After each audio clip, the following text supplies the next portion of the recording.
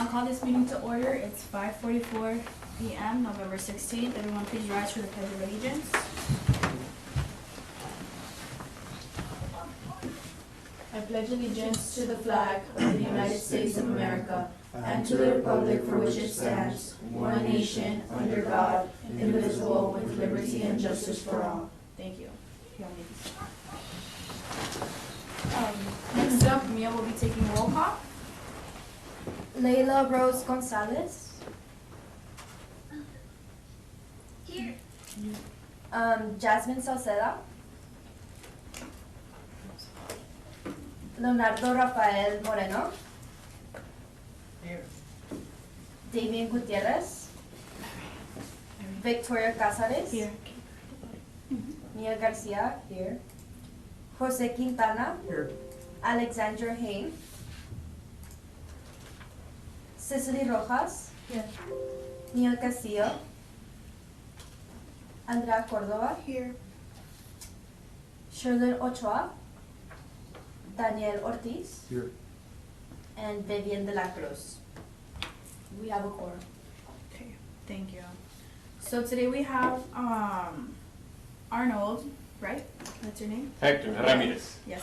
To come speak up to us from the economic development, although we need a motion to move forward, like for it to move to the top so that we can get to the presentation. So can somebody motion? Motion to move to the top. All in favor? Okay. So we're gonna have a presentation. Yes. Okay. I'm just going to hand out a couple of slides here that I'm going to share with the group. So my name is Hector Ramirez, and I'm one of the staff members with the Economic Development Department. I've been with the department for 4 months now. I'm born and raised here from Laredo, but recently moved back from San Antonio. I've been working with small businesses for the past 13 years, and that's the majority of my experience is working with small businesses. So that's the strength that I bring over to the department to focus primarily on how we can support small businesses that are within the community. In the slides that I've distributed, I'm going to give you a kind of a brief high overview of who we are as a department, what our goals and our initiatives and our tasks are, and what are the divisions which within our department that take on those tasks and roles to help out the community. So to give you a little bit of background as to how we're structured, we have our director, Miriam Castillo, and then we have 4 team members, 5 in total including her, and each of us are involved in various aspects of economic development. We have Arnoldo Lozano that focuses on administrative tasks and grants, mainly working on grants to obtain and support projects and initiatives that the city has. We have Alma Saldaña, which is our marketing manager, and she focuses a lot of her time and effort on doing promotional efforts, attending conferences, trade shows, and being the voice and the image of Port Laredo for anything that has to do with economic development and any of our infrastructure that we offer within the community that we like to promote outward and help us with attracting businesses. Myself, Hector Ramirez, I'm the business development specialist, mainly going to focus on small business initiatives and programs. And then we just brought on a new individual. His name's Jaime Ortiz, and he's a grants coordinator, and he's going to help Arnold mainly in putting together, coordinating, working with various departments within the city to work on grants and supporting those departments while they work on grants in order to obtain federal and state funding for specific projects that they have within their department. And as I go along with these slides, I'm going to take a little bit of a break, and I want to interact with you all a little bit and get some questions that you may have that you might be curious about that I'd like to try and answer to the best of my ability. I know some of you have already met before with some of our staff members, which is great, and we hope that you continue interacting with us in the future as more questions and come along and curiosities that you may have as to what we do. So kind of to put it on a high-level perspective as to what our goals and initiatives are, we focus on job creation, we focus on attracting outside investment to come into Laredo. We focus on quality of life for our community, and that doesn't only include the community in regards to individuals, but also the business community as well. We want to make sure that everyone that's within the city of Laredo has a prosperous way of living here and enjoys living here and wants to continue living here. So those are at our core what we want to accomplish. The way that we accomplish those three main core aspects is through different pillars that are within our department. We do business attraction and retention. So we do efforts to try and attract businesses and investment into Laredo. We also do initiatives to help retain those businesses as well. It's important to make sure that we take care of the community, the businesses that are currently here, and make sure they stay here, and hopefully they have plans to expand, grow. And as they do that, they're creating jobs. And as new businesses move into our city, that's also new jobs to our community as well. So that's part of that job creation aspect and capital investment aspect that we want to bring in and make sure that it continues occurring here. For those businesses to make the decision to come to Laredo and expand and bring more staff and create those jobs, it needs to be an environment here in Laredo that is going to be worthwhile for their employees that they're going to have in the future, executives that they're going to have that come and visit so often. So that component is factored into quality of life. So we need to make sure that we engage with various departments within the city to help improve the quality of life here in Laredo. And that takes on working with the CVB office and making sure that there's things for people here in Laredo to do, tourism, retail, attraction, things that are going to be available for any newcomers and for any current individuals that live here in Laredo. So we want to make sure that we constantly are working with parks, constantly working with our CVB department, anything that we can do to help their goals in improving the quality of life and having the ability to attract people and to keep people and for them to stay here and live here, play here, work here. So that's all part of that component of quality of life that we as a department engage in. Another part of the pillars that's involved with the department is to support small businesses. Small businesses are one of the biggest drivers of job creation within our community. If you put them all together, they create a large number as to how many jobs are created here locally. So we need to make sure that we continue supporting those small businesses and also working with various departments to make sure that it's easy or constantly improving the way people can start small businesses in our city. And that takes on working with the building department, working with the planning and zoning department, working with those departments that are constantly involved with the fire marshals to make sure that small businesses are able to start up, expand, get going, and not hit too many hurdles that are going to impede them from their plans of starting or growing. So that's part of the small business component. And also not only just with what their doings is within the city, but also making sure to connect them with what resources exist within our city that gear towards small business. So we need to constantly be partnering up with the workforce development. We need to work with our colleges and universities that are here that have small business programs, the Small Business Development Center, the Chamber of Commerce, anything that has to do with small business. We need to bring them into the picture and make sure that the small businesses here are aware of what those organizations can offer to them and support them with. So we're constantly working with those external organizations to make sure that we work together in tandem with them to support them. One thing that many cities across the United States have been doing for the past several years is providing grant money to small businesses that were impacted by the pandemic. There's a lot of federal funds that came out to states and into communities to give back and support those small businesses that struggled during the pandemic. So that's one of the the task that many municipalities were kind of put upon to be the channel and distributor of those funds to support small businesses within their community. And that's just one case of example of money funneling down. A city itself can choose to use its own funds to support small businesses. It doesn't have to be in the series of a pandemic or federal money that's funneling down.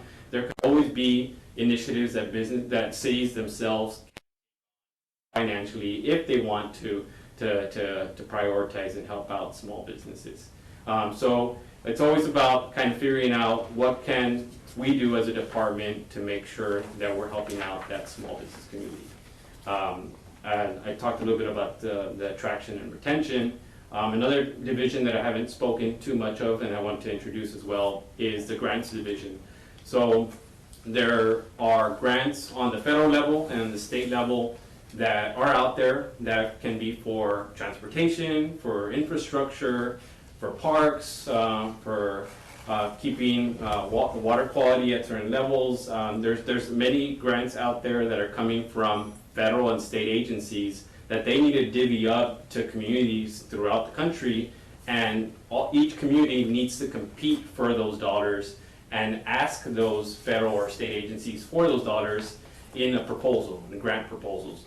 So our department gets involved in working, preparing, submitting grants tied together with projects that can be presented to those agencies in order to hopefully be selected for that money and for that project to come to fruition, not only using funds that the city's going to have to put in a portion, but also federal money or state money that can supplement and come together and fund the project that is at hand. So that's another role. Do you guys like help fund nonprofit organizations or not?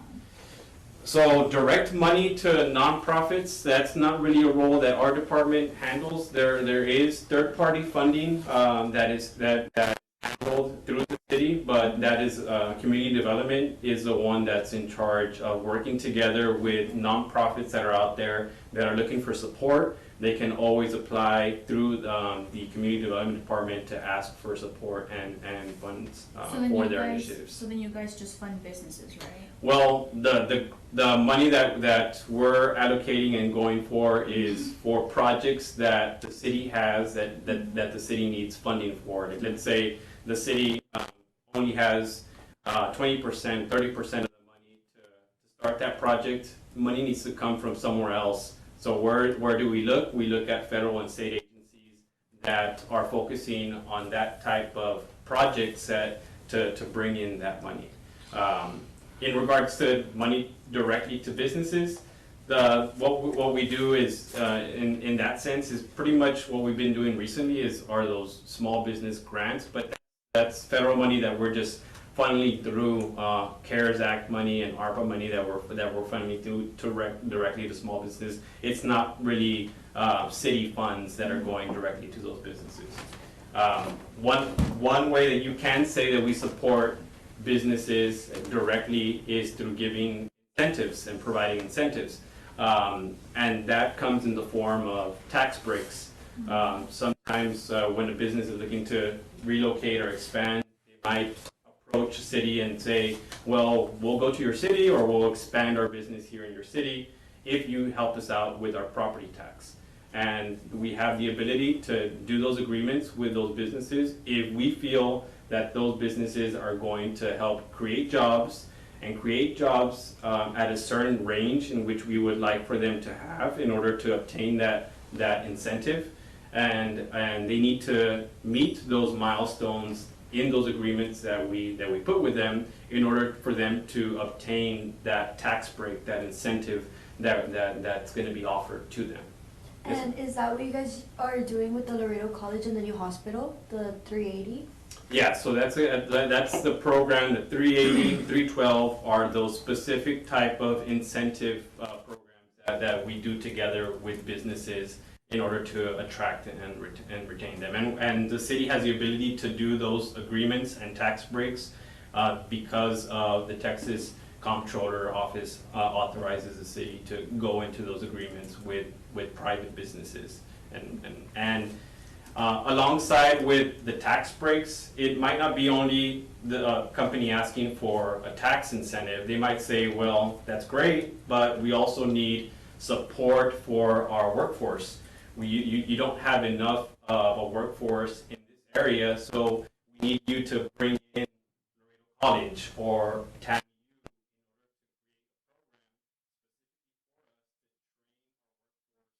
and have them ready to do what we need them to do, because that's one of the parameters in which a business looks for whenever they're entering a community. They want to make sure that there's plenty of workforce in their field in order for them to run and operate.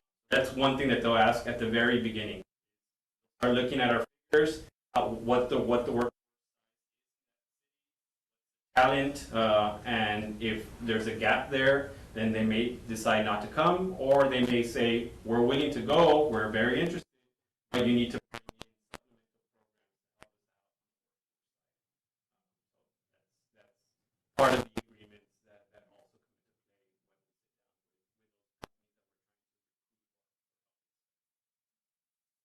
play when we sit down with those. Going over to the next slide. Excuse me.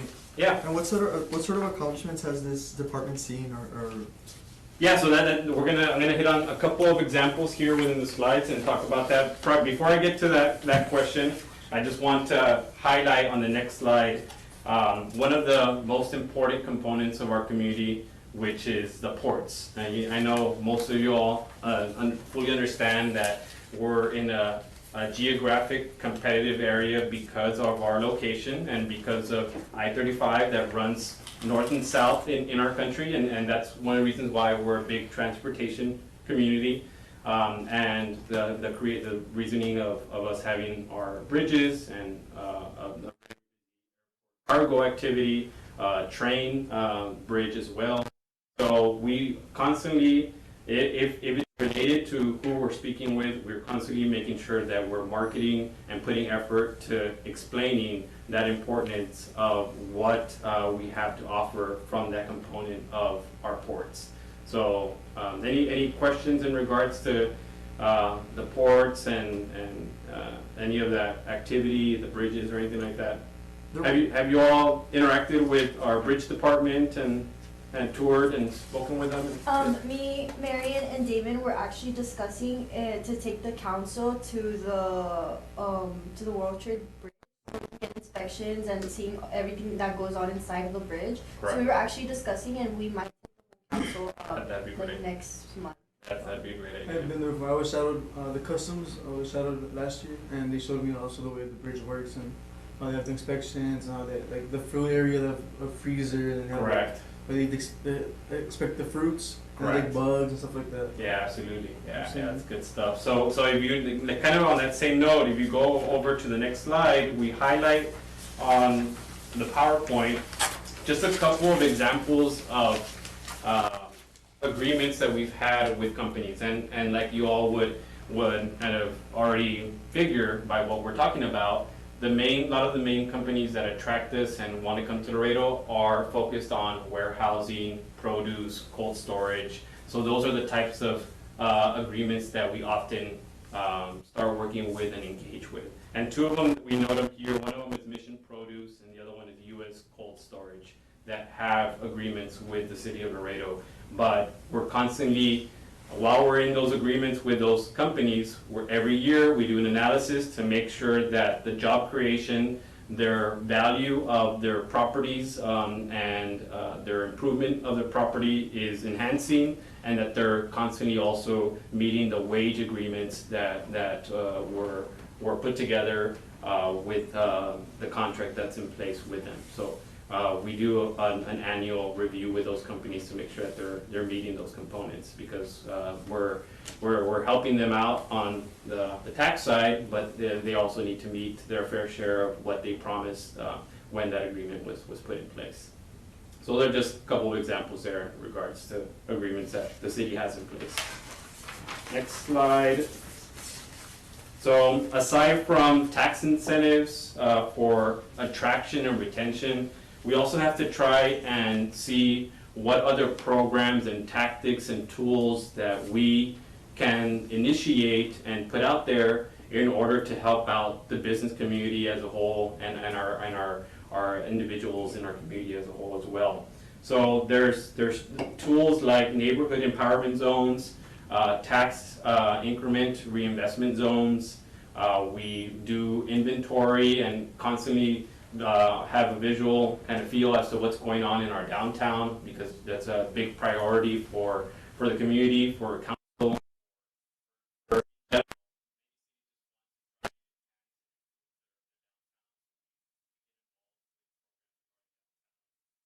Business grant and development programs, always making sure that the climate for small business is there to be improved and worked on to make things as smooth as possible. Looking at what ordinances we can put in place for businesses to make things better from a quality of life perspective is also something that we look at. And also financing tools. We note one here on the slide called PACE. If we can ever connect businesses with financing tools that they could use.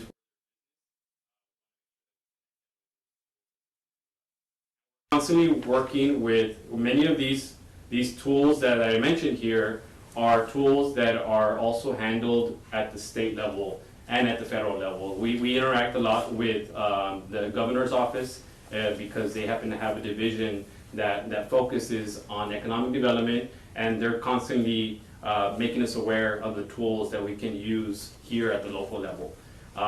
Many businesses that decide to move to a community also approach the state first, more than likely the office of the governor, and then from there they'll go ahead and narrowing down the communities that fit the profile that those companies are looking for. So they're called, those are leads that the Office of the Governor and TEDC, which is a statewide organization, funnel down to cities. That way, if they feel that Laredo's a good fit for that prospect, they'll connect.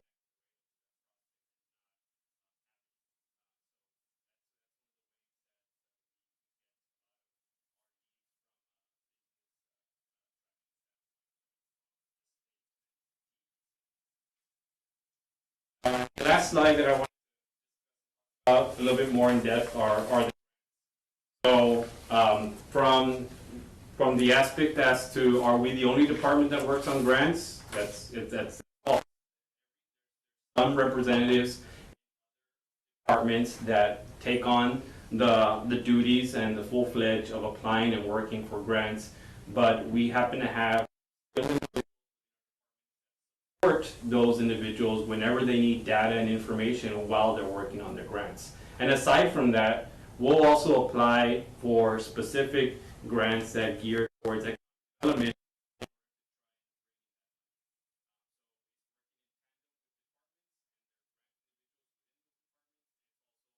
Being vigilant and seeing what grants are out there that we can apply for that are specific to economic development. And there's context that the city has that on the federal level and on the state level to keep an eye out as to which grants are coming up, which ones are kind of low-hanging fruit that the city of Laredo can apply for. There's also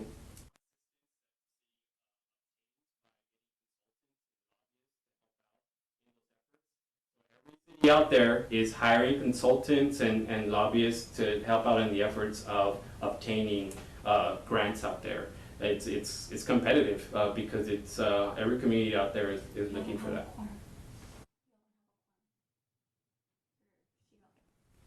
She logged out, Okay, that's no longer on. Yeah. so we're gonna end it. You.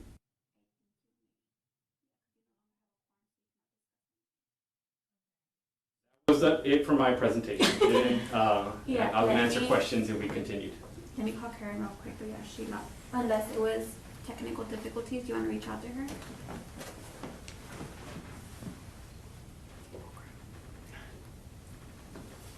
Can I entertain or?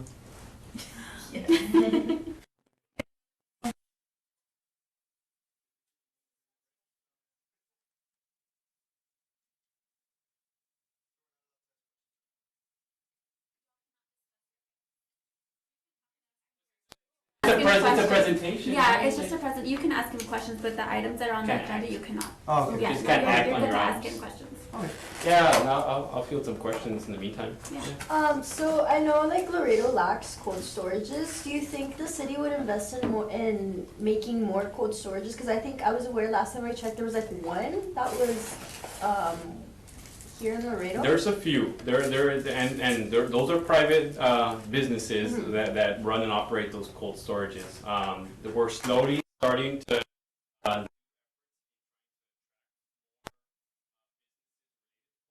so anything to do with produce, with flowers, anything that needs storage at a certain temperature, we're starting to be more active in those conferences and trade shows in order to get volume She's not answering her phone, so what I'm assuming is that her phone died. Okay. So yes, I guess we And have a quorum. We'll continue this meeting, not next week, because I know y'all are gonna have your Thanksgiving break, but the following week after, make plans for sure to attend the meeting, because we do need to move fast with the garden, because this is a year project, so. Yeah, and just to add a little bit to your point, your question there, the valley area is very competitive when it comes to importing and exporting produce. They do happen to have a slight leg up right now statistically on Laredo in that aspect. So we're trying to move in that direction of being an option for those companies that are importing and exporting produce to have a stronger case for storage, for cold storage facilities to consider opening up and starting up here in Laredo. Oh, okay. Yeah, so it's all kind of connected with the freight that's involved. And is there like any plans on like maybe like getting future, in the possible future? That'd be interesting. I think we can always like field those conversations with the local organizations that are in town, like the chamber and the custom brokerage groups and the transportation. I'm aware that the city has the but ultimately it's going to be up to them, the private sector, to make that call, and the city find its role in making that happen. What's the catalyst that the city can do in order to happen? But ultimately, it's going to have to be the private sector. Is it strictly like support upon request, or does the department seek out where it can assist? That's a good question. I think it's a combination of both. We'll work on what's coming in and what inquiries are coming in, but at the same time, we try and stay vigilant as to what we can improve on and what we can help out with in those different divisions of small business and workforce and attraction. What can we help out and be a part of in order to make improvements? Because we could always improve in all those areas. So it's kind of a combination of the two. And then I think the third segment to that is going to be marketing. And we're glad that we brought on recently that marketing manager, because that was one of the strengths that we were lacking. And she's going to definitely be a great help in helping us market our programs, our efforts, our achievements, our success stories, because all of that, once it's put out there, kind of starts a little bit of a mini tidal wave of activity to continue flowing.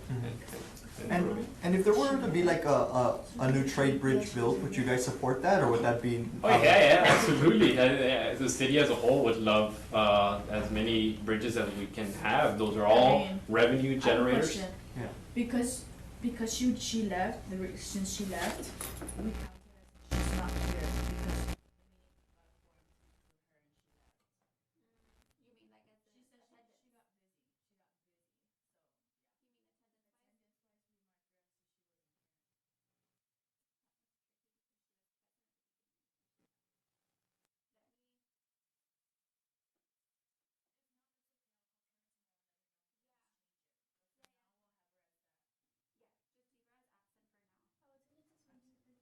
because the meeting adjourned at 6:09.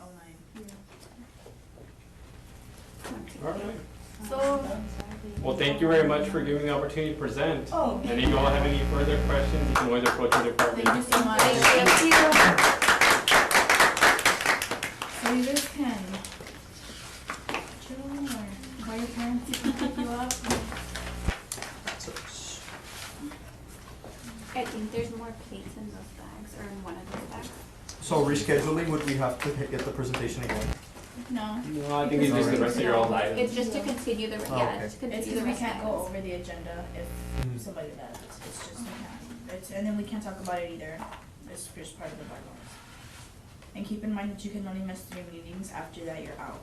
Mhm. So as of right now, Leila's considered out because she already missed 3. Okay, I already have you here, Bridge. Okay. Tundra is absent. Okay. Yeah, got it.